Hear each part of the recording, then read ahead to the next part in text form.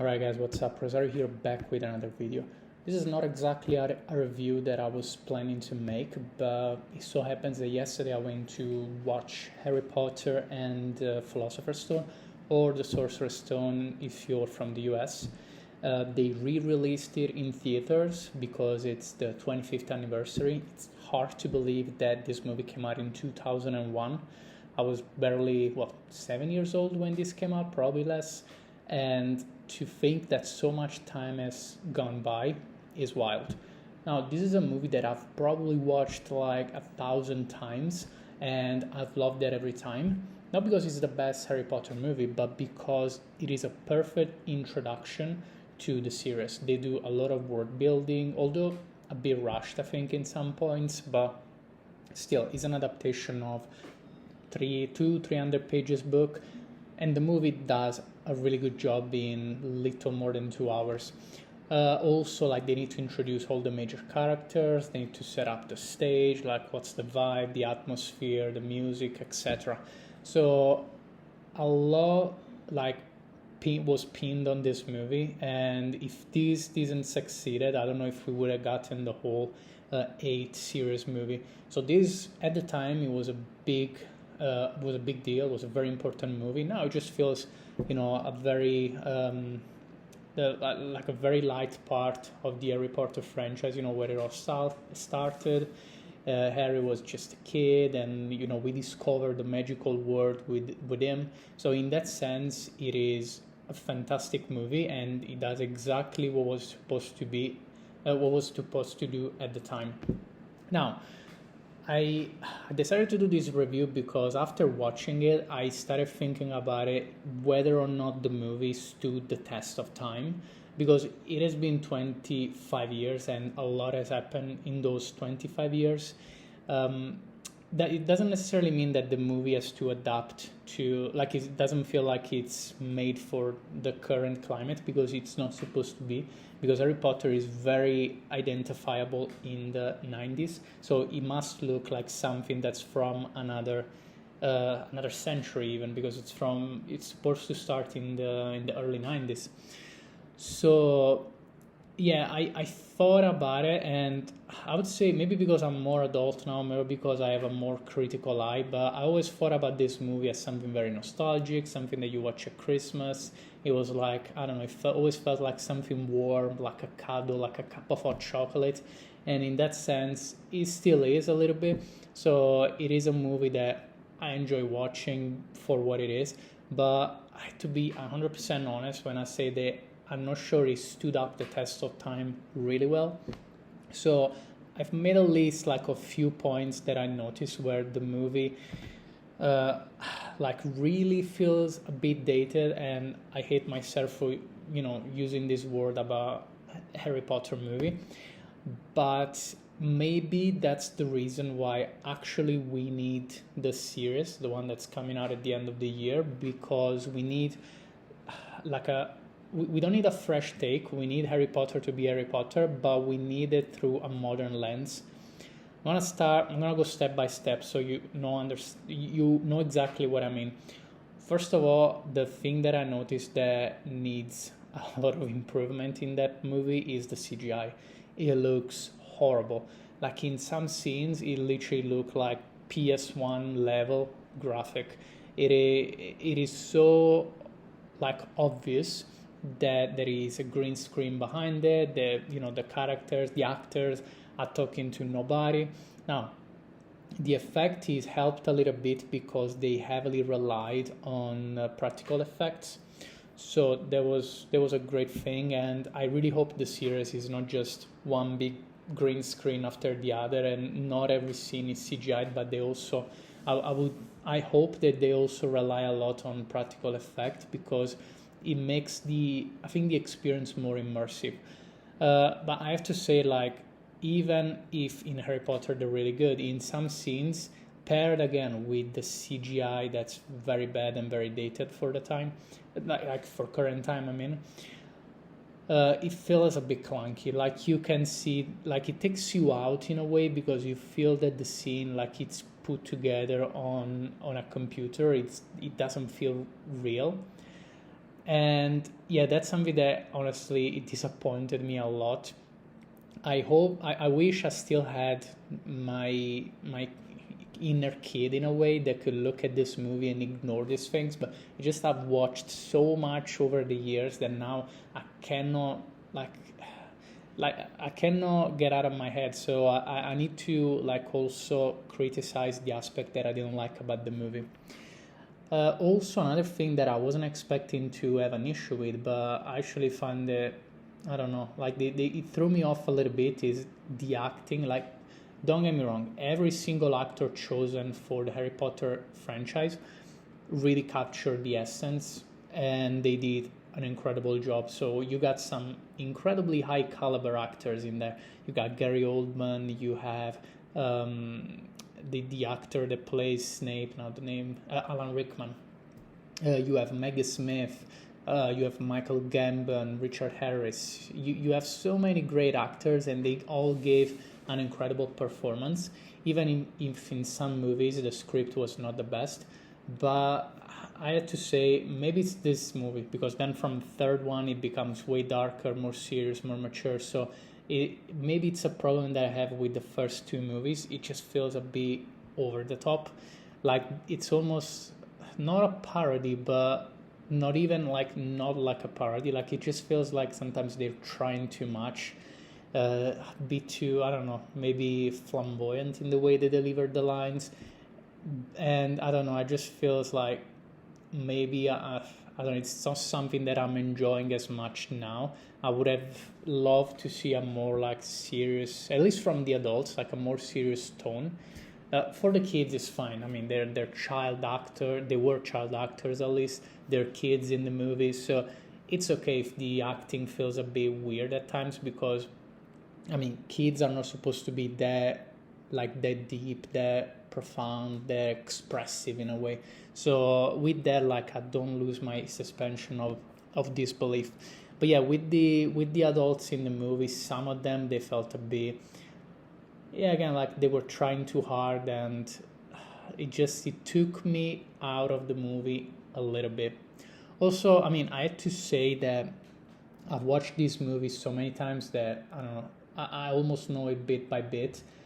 I can say the lines before the actor, and yeah, maybe it's also because of that, because I've watched it so many times that I don't watch it anymore, and to get the same from it. But now I watch it, and I don't know, it's a movie to criticize in a way. So in that sense, maybe it's also my fault, because I should have maybe waited more and really watched it where I wanted to watch it, so I would focus more on the story, on the world building, etc., and the emotions, especially that's given from a Harry Potter movie. Another thing is also the attention to details. Now, I'm not expecting to put everything that's in the books, and also, to be fair, the screenwriters didn't know if some details were important or not, because they didn't know how the story would continue. But there are some things that, I don't know, at this point now, that really baffles me. For example, like, they did so much in terms of practical effect, creating the costumes, the look of certain characters and whatever, and they nailed it on that department. But then there are like small things, for example, like Harry's eyes that are supposed to be green. And I know it seems like a small detail, but he is the main character. And then throughout the story, everyone says, both in the books and the movies, oh, you got your mother's eyes, you got the mother's eyes, and you hear this phrase continuously. And then you look at the mother, and then she has brown eyes, while Daniel Radcliffe has blue eyes.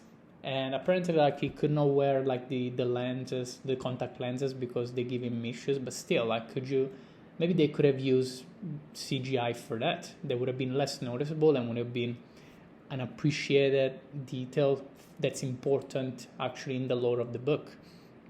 Other things, for example, the age of certain characters. Obviously, they are completely off. Again, like, I don't think it's an issue per se, because a lot of these characters, they really nailed the role, so it doesn't bother me that much.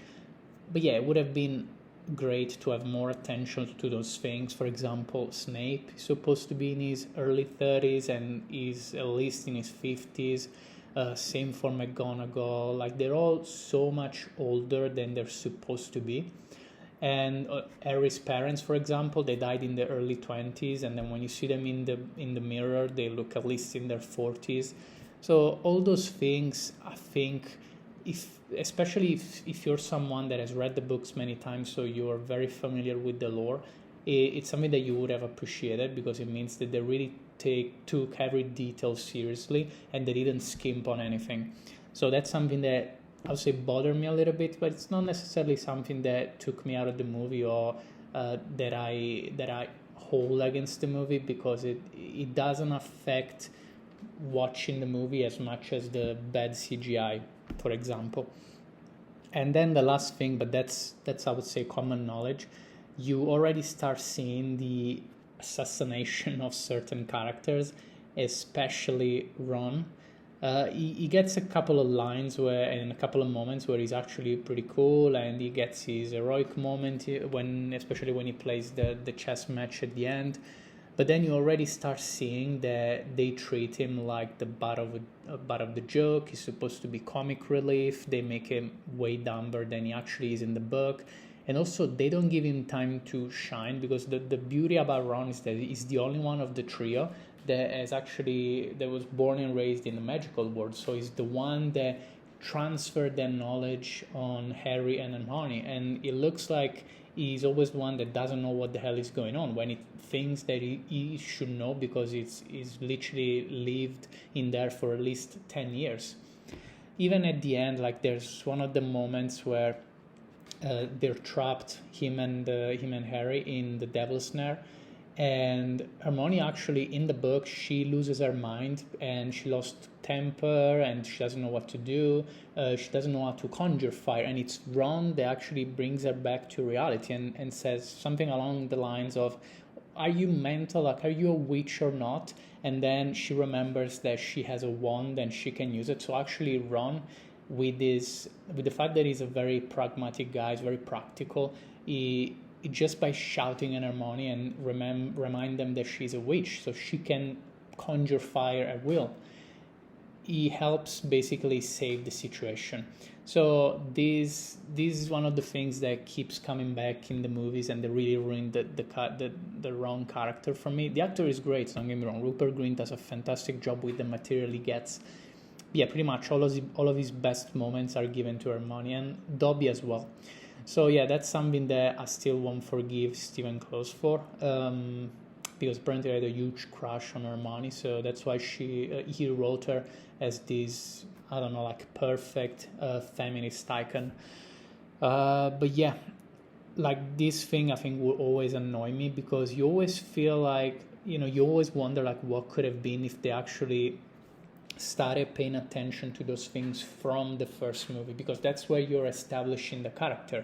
So if you already mistreat certain characters from the first movie, then you're kind of like more justified if you do it after, because then the first movie was a success. So like people normally like forgive these kind of things in the grand scheme of things if the movies are generally good. Another big deal that I think, I don't know, they should have really fixed, and they should have gone for the full look, was Voldemort. Like, honestly, it's fine. Like, he has the red eyes that then he loses in the fourth movie. But really, the main thing about Voldemort, the main thing that you notice about his appearance is the nose, the fact that he's basically flat and look like the face of a snake. And then in there, like in the Philosopher's Stone at the end, you can see that he has pretty much a normal nose, maybe slightly flat, but it looks like a human nose. That kind of attention to details, again, like if you really know well the lore and how J.K. Rowling constructed these characters, it's something that it's kind of annoying, because again, like it's a big deal. It's the main villain. It's like, with Harry's eyes, like he's the main characters. So why should you pay attention to details about things that are not important if you're not paying attention to details about important characters? So that's another thing that maybe, I don't know, took me out of the movie. Also, again, like the CGI in that scene looked very, very bad, at least for my standards. But yeah, I really hope the series can do a better job at that. For sure, they're going to improve the CGI.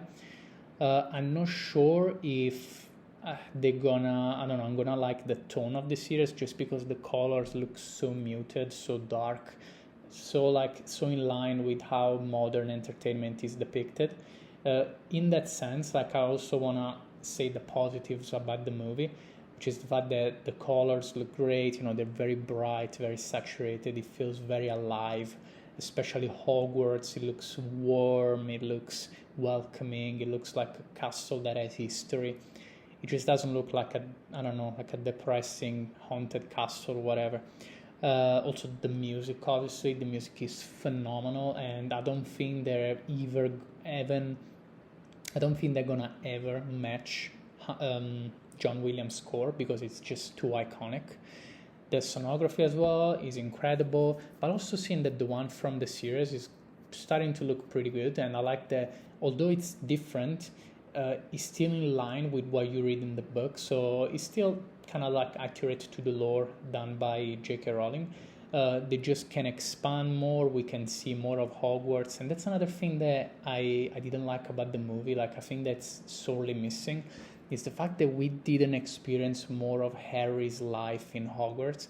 I know that they had to kind of like fast track the plot a little bit until Harry got to Hogwarts, but then they should have spent a bit more time watching his lessons, how he gets used to the magical world, etc. That would have been interesting because again, it's something that you discover together with Harry. So you kind of like you see the world from his perspective. So it's almost like it just, I don't know, a couple of months and then he's already used to it. Like while most people would be, I don't know, completely like mind blown by the fact that the magical world exists and all these incredible things are happening. Another great thing that I think the movie did, it was the world building. For the time that the movie had, which is a bit more than 2 hours, they did a great job establishing Hogwarts, establishing the magical world in general, but also like the real world, which is where Harry's has lived for the past 10 years. So you see also the contrast between how miserable he was at the Dursleys and how much better he's doing at Hogwarts. So in that sense, like they really captured the essence of the book. So that's pretty much it, the things that I noticed about the movie. I'm not gonna say here and say the movie's bad or anything. It's a great start to the franchise. But again, I think after 25 years, maybe at least from a technical point of view, it is dated and it needs upgrading, which I'm really looking forward for the series to hopefully fix that, but also not creating new problems. And yeah, that's how I feel about this movie. Like I'm still gonna love it, I'm still gonna watch it, but I also cannot help but having a more critical eye towards it.